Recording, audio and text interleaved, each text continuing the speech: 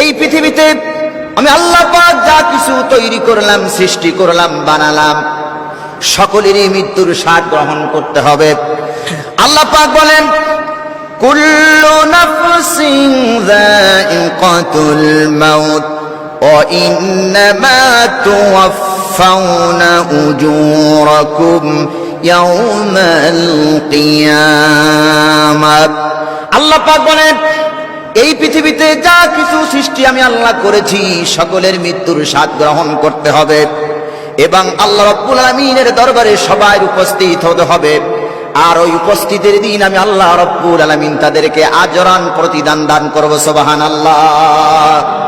এই পৃথিবীতে আল্লাহ যা তৈরি করছেন সকলেরই মৃত্যুর স্বাদ গ্রহণ করতে হবে, ভালো এবং মন্দ, এই দুইটার প্রতিদান দেবেন। তার নাম কি? সবাই বলুন, তার নাম কি? আল্লাহ এই প্রতিদান দেবে, ভালো এবং মন্দের প্রতিদান আল্লাহ দেবেন। সুতরাং মানুষ সৃষ্টি হয়েছে, মরবে, তাতে কোনো কি নাই, সন্দেহ নাই, সন্দেহ নাই। সম্মানিত সুদীপ, এই পৃথিবীর মানুষ অহংকার যত করুক না কেন, তাকব্বুরি যত করুক না কেন, মৃত্যু তাকে পাকড়াও করবেই করবে, মৃত্যু তারে ধরবে। এই পৃথিবীতে রাজা বাদশা কেউ থাকতে পারে নাই, ধনী বলেন, গরিব বলেন, আমির বলেন, ফকির বলেন, কেউ পৃথিবীতে থাকতে পারবে না। এটা থাকার জায়গা নয়, এটা হলো অস্থায়ী। স্থায়ী জায়গার নাম হলো পরকাল। আল্লাহ পাক সুন্দর করে বলেন, কুল ইন্নাল মাউতাল্লাযী তাফিররুনা মিনহু ফাইন্নাহু মুলাকীকুম। হে নবী, আপনি বলুন, তোমরা যেই মৃত্যু থেকে পালায়ন করতেছ, মৃত্যু থেকে তোমরা পালায়ন করতেছ, শোনো, এই মৃত্যু তোমাকে পাকড়াও করবে। ফাইন্নাহু মুলাকীকুম, মৃত্যু তোমাকে ধরবেই ধরবে, মৃত্যু তোমাকে সাক্ষাৎ করবে, মৃত্যু তোমাকে ধরবে, তাতে কোনো সন্দেহ নাই। আল্লাহ পাক বলে, এই মৃত্যুর ভয়ে তুমি যদি পালাও, মৃত্যুর ভয়ে তুমি যদি পালাও, কোথাও পালাইতে পারবে না, কারণ তুমি যেখানে পালাবে সেখানেই আমি আল্লাহ রাব্বুল আলামিনের অস্তিত্ব। জোরে কান সুবহানাল্লাহ। মৃত্যু থেকে যদি কেউ পালাইতে চায়, মনে করেন আসি বাংলাদেশ, সিঙ্গাপুর যদি চলে যাই, আজরাইলের হাত থেকে, মৃত্যু থেকে কি কেউ বাঁচতে পারবো? কথা বলুন, বাঁচতে পারবো?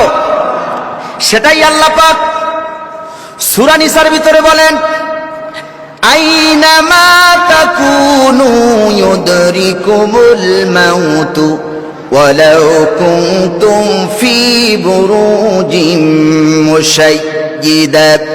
তোমরা যেখানে থাকো না কেন, আকাশপানে লাগিয়ে সিঁড়ি পালাও, সেথায়ও যদি মৃত্যু তোমাকে ধরবেই ধরবে, অথবা সিন্ধুকের ভিতরে যদি লুকাও, সেখানে গিয়েও তোমাকে আজরাইল পাকড়াও করবে, ধরবে। তুমি যদি আকাশপানে লাগিয়ে সিঁড়ি সেখানেও যদি পালাও, সেখানে গিয়েও আজরাইল তোমার জান কবজ করবে। সুতরাং মৃত্যু থেকে তুমি যেথায় পালাইতে চাও না কেন, মৃত্যু অবশ্যই তোমাকে ধরবেই ধরবে, তাতে কোনো সন্দেহ নাই। আছে নাকি? আমি আজকে বাংলাদেশে আছি, মৃত্যুর ভয়ে যদি অস্ট্রেলিয়া গিয়ে পালাই, সেখানে আজরাইল ধরতে পারবে না? কতক্ষণ পারবে কিনা? পারবে। সুতরাং এই পৃথিবীতে যা কিছু আল্লাহ তৈরি করছেন সব কিছু শেষ হয়ে যাবেন, সবার মৃত্যু হবে, এই পৃথিবীর উপরে পরিসমাপ্তি ঘটবে। থাকবেন একজন, তিনি কে? কতক্ষণ থাকবে কে? হালাকানি সুলতানিয়া।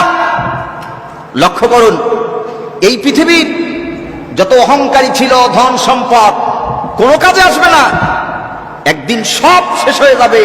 যখন এই দুই চোখ আপনার আবার বন্ধ হয়ে যাবে, প্রাণ পাখি যেদিন উড়ে যাবে, এত নাম আমার, এত সুনাম, এত অহংকার, এত তাকব্বুরি, চোখ বন্ধ হওয়ার সাথে সাথে মসজিদের মাইক থেকে একটা এলান হবে, মৃত্যু লাশ। কি হবে? মৃত্যু লাশ। শুধু লক্ষ্য করুন, এই পৃথিবীতে থাকার জায়গা নয়, সকলের একদিন চলে যেতে হবে, সকলের মরতে হবে। এই মানুষের মৃত্যু হলো দুই প্রকার। মানুষের মৃত্যু হলো দুই প্রকার, একটা হলো মোমেনদের মৃত্যু, আর একটা হলো বেঈমান কাফেরদের মৃত্যু। দুই ধরনের মানুষের দুই রকম মৃত্যু, একরকম মৃত্যু নয়। মোমেন ব্যক্তির মৃত্যু হয় একরকম, আর কাফেরদের মৃত্যু হয় একরকম। মোমেন ব্যক্তির যখন হায়াত শেষ হয়ে যায়, হায়াত শেষ হয়ে যাওয়ার পর আল্লাহ পাকের আদেশে মালাকুল মউত হযরতে আজরাইল আসেন। শুধু তিনি একা আসেন না, আজরাইলের সঙ্গে অসংখ্য রহমতের ফেরেশতারা আজরাইলের সঙ্গে এসে যায়, মৃত্যু ব্যক্তির মাথার সামনে এসে বসে যায়। ছোট্ট এক টুকরা কাপড়, সুগন্ধিযুক্ত সুঘ্রাণযুক্ত একটা কাপড় নিয়ে মালাকুল মউত আজরাইল এসে যায় মোমেন ব্যক্তিদের জান কবজ করার জন্য, রূহ নেওয়ার জন্য।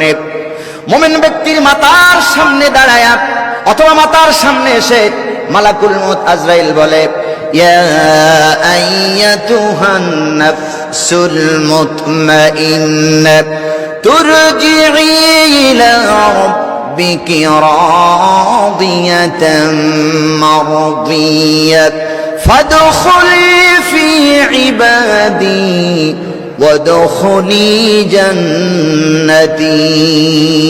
মুমিন ব্যক্তির মাথার সামনে এসে বলেন, ইয়া আইয়াতুহান নাফসুল মুতমাইন্না, হে পরিশুদ্ধ আত্মা, পূত পবিত্র আত্মা, তুমি তোমার রবের সন্তুষ্টির জন্য আল্লাহর দিকে বেরিয়ে আসো। সুবহানাল্লাহ বলেন। এটা কাদের আত্মা? মুমিন ব্যক্তিদের আত্মা। এটা কিভাবে কবজ হয় লক্ষ্য করুন। আল্লাহ নবী বলেন, মুমিন ব্যক্তিদের আত্মা বা রূহ কেমন করে কবজ হয়? হুজুর বলেন, আল্লাহ নবী বলেন, ছোট্ট শিশু মায়ের স্তনের দুধ পান করতে করতে যেমন ঘুমায়া যায়, মুমিন ব্যক্তির যখন আজরাইল জান কবজ করতে আসে, যখন রূহকে বলে বেরিয়ে আসো, আল্লাহর হুকুমে রূহটা বেরিয়ে যায়। ছোট্ট দুগ্ধ পুষ্প শিশু যেমন মায়ের কোলে ঘুমায়া যায়, মুমিন ব্যক্তি ঠিক ওই রকম করে ঘুমিয়া দুনিয়া থেকে বিদায় হয়ে যায়। সুবহানাল্লাহ বলেন। আমরা এই মৃত্যু চাই কিনা? কতক্ষণ এই মৃত্যু চাই কিনা? আল্লাহ আমাদের মুমিনদের মৃত্যু দান করুক। সবাই বলি আমিন, আরো জোরে বলি আমিন। বৎকারের মৃত্যু কেমন হয়? আল্লাহ নবী বলেন, বৎকারের যখন মৃত্যুর সময় হয়ে যায়, বিছানায় প্রস্রাব পায়খানা করে দেয়, নানান অসুবিধার ভিতরে ভোগে, চক্ষু বড় হয়ে যায়, জিহ্বাটা বেরিয়ে যায়, মালাকুল মউত আজরাইল বৎকারের মৃত্যুর রূহ কবজ করার সময় তার বুকের উপরে চড়ে বসে, এমন জোরে তার রূহটাকে টেন দিয়ে বের করে, ভয়ে প্রস্রাব পায়খানা করে দেয়, চক্ষুগুলো বড় হয়ে যায়, জিহ্বাটা বের হয়ে যায়। আল্লাহ নবী বলেন, অনেক কষ্ট দিয়া মালাকুল মউত বৎকারের জানকে কবজ করে কাপড়ের ভিতরে নিয়ে চলে যায়। মুমিনের মৃত্যু আর কাফেরের মৃত্যু সমান নয়। মুমিন ব্যক্তির জান কবজ হয় শান্তিতে, আর কাফের মুশরিক আর যারা আল্লাহ মানে না, পরকালকে বিশ্বাস করে না, তাদের জান কবজ হয় অনেক কষ্ট দিয়া। মুরগি কাটা অথবা কবুতর জবাই দিলে, মুরগি জবাই করার পরে যেমন ছটফট করে, কোন বৎকারের রূহ কবজ করার স্নে তার থেকেও বেশি ছটফট করে। ধরে কন নাউযুবিল্লাহ। মুমিনের মৃত্যু আর কাফেরদের মৃত্যু কি সমান? কথা বলুন, সমান।